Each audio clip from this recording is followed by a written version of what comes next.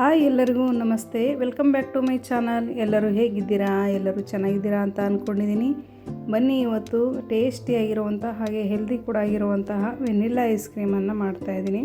ತುಂಬಾ ಈಸಿಯಾಗಿ ಮಾಡ್ಕೊಳ್ಬೋದು, ಮನೆಯಲ್ಲೇ ತುಂಬಾ ಟೇಸ್ಟಿಯಾಗಿ ಕೂಡ ಇರುತ್ತೆ. ಬನ್ನಿ ಫ್ರೆಂಡ್ಸ್, ಹಾಗಾದರೆ ಐಸ್ ಕ್ರೀಮನ್ನು ಮಾಡೋದು ಹೇಗೆ ಅಂತ ನೋಡೋಣ. ಮೊದಲಿಗೆ 1-2 ಪ್ಯಾಕೆಟ್ ಹಾಲನ್ನು ತೊಗೊಂಡಿದ್ದೀನಿ. ಅಂದರೆ ಫುಲ್ಲಿ ಕೆನೆ ಭರಿತ ಹಾಲನ್ನು ತೊಗೊಂಡಿದ್ದೀನಿ. ನಾನಿಲ್ಲಿ 1-2 ಪ್ಯಾಕೆಟ್ ಹಾಲನ್ನು ಬಾಣಲೆಗೆ ಹಾಕ್ತಾಯಿದ್ದೀನಿ. ಒಲೆ ಹಚ್ಚೋಕ್ಕಿಂತ ಮುಂಚೆ ಬಾಣಲೆಗೆ ಹಾಲನ್ನು 2 ಪ್ಯಾಕೆಟ್ ಹಾಲನ್ನು ಹಾಕ್ಕೊಳ್ಬೇಕು.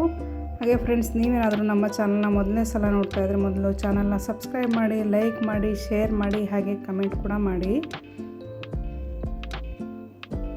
ನೋಡಿ, 2 ಪ್ಯಾಕೆಟ್ ಹಾಲನ್ನು ಹಾಕಿದ್ದೀನಿ. ಹಾಕಿ ಗ್ಯಾಸನ್ನು ಆನ್ ಮಾಡಿ ಈಗ ನಿಧಾನಕ್ಕೆ ಬಾಯ್ಲ್ ಮಾಡಬೇಕು.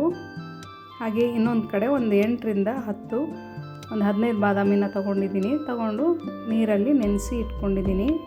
ಹಾಗೆ ಹಾಲನ್ನು ಲೋ ಟು ಮೀಡಿಯಮ್ ಫ್ಲೇಮಲ್ಲಿ ಚೆನ್ನಾಗಿ ಕುದಿಸ್ಬೇಕು, ಬೇಯಿಸಬೇಕು. ಒಂದು ಅರ್ಧ ಆಗೋವರೆಗೂ, 2 ಪ್ಯಾಕೆಟ್ ಹಾಲು 1 ಪ್ಯಾಕೆಟ್ ಆಗೋವರೆಗೂ ಬೇಯಿಸಬೇಕು ನಿಧಾನಕ್ಕೆ.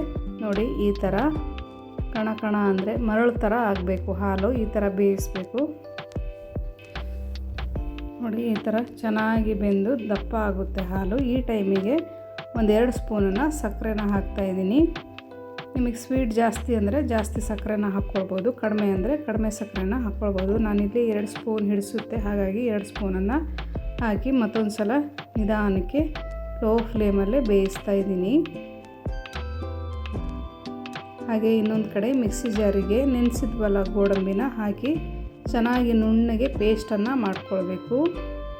ಇದೇ ಮೇನ್ ಇದಕ್ಕೆ ಗೋಡಂಬಿನ. ಇದ್ರ ಬದಲು ನಾವು ಕಸ್ಟರ್ಡ್ ಪೌಡರನ್ನು ಕೂಡ ಹಾಕ್ಕೊಳ್ಬೋದು. ಇರಲಿಲ್ಲ ಮನೆಯಲ್ಲಿ ಕಸ್ಟರ್ಡ್ ಪೌಡರು, ಹಾಗಾಗಿ ನಾನಿಲ್ಲಿ ಗೋಡಂಬಿನ ಹಾಕ್ತಾಯಿದ್ದೀನಿ. ನೋಡಿ, ಈ ಥರ ಥಿಕ್ನೆಸ್ ಇರಬೇಕು. ಚೆನ್ನಾಗಿ ನುಣ್ಣಗೆ ರುಬ್ಕೊಳ್ಬೇಕು. ನೋಡಿ, ಈ ಥರ ಪೇಸ್ಟಾಗಿ ರುಬ್ಕೊಳ್ಬೇಕು. ಈಗ ರುಬ್ಬಿರೋವಂಥ ಮಿಶ್ರಣನ ಹಾಲಿಗೆ ಹಾಕಬೇಕು. ಈ ಗೋಡಂಬಿ ಪೇಸ್ಟನ್ನು ಹಾಕೋದ್ರಿಂದ ಹಾಲು ಇನ್ನೂ ಸ್ವಲ್ಪ ಗಟ್ಟಿಯಾಗುತ್ತೆ. ನೋಡಿ, ಲೋ ಫ್ಲೇಮಲ್ಲಿ ನಿಧಾನಕ್ಕೆ ಬೇಯಿಸಬೇಕು. ಒಂದು ಕುದಿ ಬರೋವರೆಗೂ ಚೆನ್ನಾಗಿ ಬೇಯಿಸ್ಕೊಳ್ಬೇಕು. ನೋಡಿ, ಇನ್ನೊಂದು ಸ್ವಲ್ಪ ಗಟ್ಟಿ ಆಗುತ್ತೆ ಹಾಲು ಗೋಡಂಬಿ ಪೇಸ್ಟನ್ನು ಹಾಕೋದ್ರಿಂದ. ನೋಡಿ, ಒಂದು ಕುದಿ ಕುದ್ದಿದೆ. ಈಗ ಈ ಟೈಮಿಗೆ ಗ್ಯಾಸನ್ನು ಆಫ್ ಮಾಡಿ ಈಗ ಹಾಲನ್ನು ತಣ್ಣಗಾಗಲಿಕ್ಕೆ ಇಡಬೇಕು. ನೋಡಿ, ಕುದೀತಾ ಇದೆ ಅಲ್ವಾ? ಈಗ ಗ್ಯಾಸನ್ನು ಆಫ್ ಮಾಡಿ ಪೂರ ತಣ್ಣಗಾಗಬೇಕು. ನೋಡಿ, ಈ ಥರ ತಣ್ಣಗಾಗಿದೆ, ದಪ್ಪಾಗಿದೆ. ನೋಡಿ, ಹಾಲು ಗೋಡಂಬಿ ಪೇಸ್ಟ್ ಹಾಕ್ತೀವಲ್ವ, ಇನ್ನೊಂದು ಸ್ವಲ್ಪ ಗಟ್ಟಿ ಆಗಿಬಿಡುತ್ತೆ. 1 ಸ್ಪೂನು ವೆನಿಲ್ಲಾ ಎಸೆನ್ಸನ್ನು ಹಾಕಬೇಕು. ಹಾಕಿ ಚೆನ್ನಾಗಿ ಮಿಕ್ಸ್ ಮಾಡಬೇಕು. ಪೂರ ತಣ್ಣಗಾಗಬೇಕು ಹಾಲು, ಆವಾಗೆ ಹಾಕಬೇಕು ವೆನಿಲ್ಲಾ ಎಸೆನ್ಸು. ಇದು ಆಪ್ಷನಲ್ಲು, ಬೇಕಿದ್ದರೆ ಹಾಕ್ಕೊಳ್ಬೋದು, ಇಲ್ಲಾಂದರೆ ಏಲಕ್ಕಿ ಪೌಡ್ರ್ ಇರುತ್ತಲ್ವ ಅದನ್ನು ಕೂಡ ಹಾಕ್ಕೊಳ್ಬೋದು. ಈ ಮಿಶ್ರಣನ ಈಗ ಮಿಕ್ಸಿಗೆ ಹಾಕಿ ಚೆನ್ನಾಗಿ ರುಬ್ಕೊಳ್ಬೇಕು.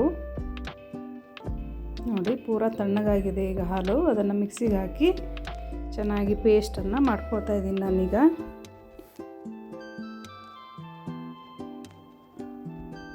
ನೋಡಿ, ಈ ಥರ ಪೇಸ್ಟನ್ನು ಮಾಡ್ಕೊಳ್ಬೇಕು. ಈ ಥರ ಪೇಸ್ಟ್ ಆದ ನಂತರ ಒಂದು ಏರ್ ಕಂಟೈನರ್ ಬಾಕ್ಸಿಗೆ ಹಾಕಬೇಕು. ಇಲ್ಲಾಂದರೆ ನಿಮ್ಮಲ್ಲಿ ಸ್ಟೀಲ್ ಬಾಕ್ಸ್ ಇದ್ದರೂ ಸಹ ಅದರಲ್ಲೂ ಕೂಡ ಹಾಕ್ಕೊಳ್ಬೋದು. ಹಾಕಿ ಮುಚ್ಚಳನ ಮುಚ್ಚಿ ಫ್ರೀಝರಲ್ಲಿ ಇಡಬೇಕು. ಫ್ರೀಝರಲ್ಲಿ ಒಂದು 6ರಿಂದ 8 ತಾಸನ್ನು ಇಡಬೇಕು. ಸಂಜೆ ಮಾಡಿ ಇಟ್ಟರೆ ಬೆಳಿಗ್ಗೆ ಅಷ್ಟರಲ್ಲಿ ಐಸ್ ಕ್ರೀಮ್ ಆಗೋಗುತ್ತೆ. ನೋಡಿ, ಎಷ್ಟು ಚೆನ್ನಾಗಾಗಿದೆ ಅಲ್ವಾ? ಮನೇಲಿ ಒಂದು ಚಾಕ್ಲೇಟ್ ಇತ್ತು, ಅದನ್ನು ಸಣ್ಣ ಪೀಸ್ಗಳನ್ನಾಗಿ ಕಟ್ ಮಾಡಿ ಮೇಲೆ ಹಾಕಿದ್ದೀನಿ. ನೋಡಿ, ಎಷ್ಟು ಚೆನ್ನಾಗಿ ಐಸ್ ಕ್ರೀಮ್ ಬರ್ತಾಯಿದೆ ಹೇಳಿ. ಸ್ಪೂನಲ್ಲೇ ತೆಗಿತಾ ಇದ್ದೀನಿ. ಚೆನ್ನಾಗಿ ಬಂತು. ಹಾಗೆ ಮಗಳಿಗೂ ಕೂಡ ತುಂಬಾ ಇಷ್ಟ ಆಯಿತು. ಪೇಟೆಲಿ ಸಿಗುತ್ತಲ್ವ ಅಮ್ಮ, ಅದೇ ಥರ ಇದೆ ಐಸ್ ಕ್ರೀಮು ಅಂತ ತಿಂದಳು. ತುಂಬಾ ಟೇಸ್ಟಿ ಆಯಿತು, ಮನೆಯವರು ಕೂಡ ತಿಂದರು.